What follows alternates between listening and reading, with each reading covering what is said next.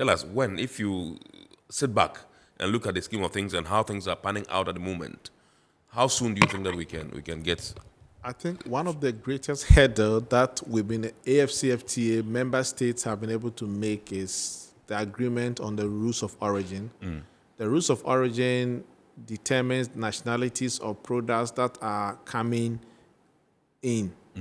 And because not all products may necessarily originate from African soil, it is possible that a company may import raw materials from a foreign country and then process those raw materials and want to export to other countries.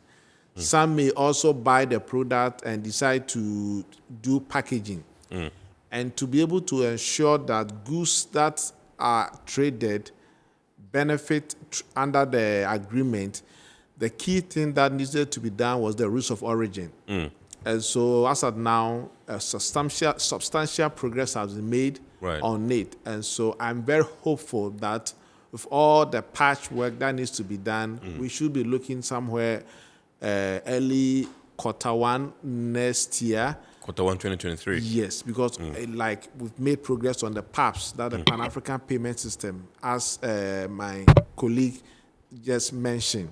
And a lot of work are also going behind the scene. And so when all those things are completed, I think that trading will be in a full scale. But we must also know that if you are a Ghanaian exporter, you don't need to wait for AfCFTA to start. Right. Because we have the ECOWAS and other existing WTO trading agreement that you can still take advantage of.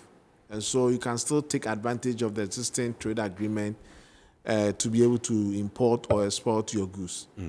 All right. Okay. So, Mr. Donikwame, Mr. Adumako has made a point, and by his assessment, he believes that in the first quarter of 2023, we should be able to have trading, effectively ongoing. Do you agree? From where you are sitting? I agree.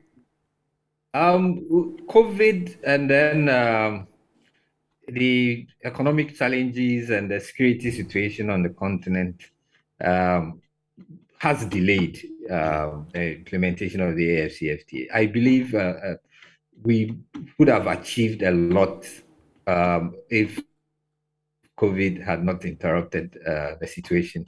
And then coming out of COVID, we've ended up with some political issues in most of the countries. Sanctions were imposed. I guess most of the sanctions have been lifted. So it's actually slowed down trading even within ECOWAS.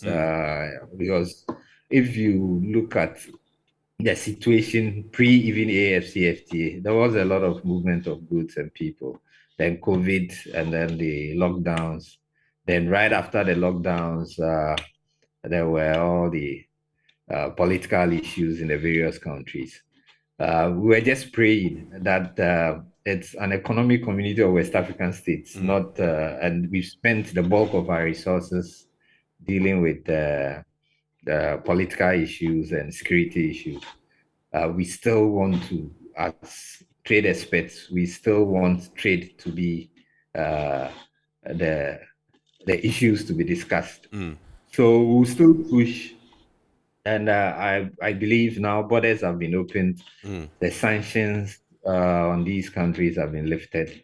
And then those who are already trading with Mali, Burkina, and the others will step up their game. And then we look at moving from West Africa to East Africa and then North Africa.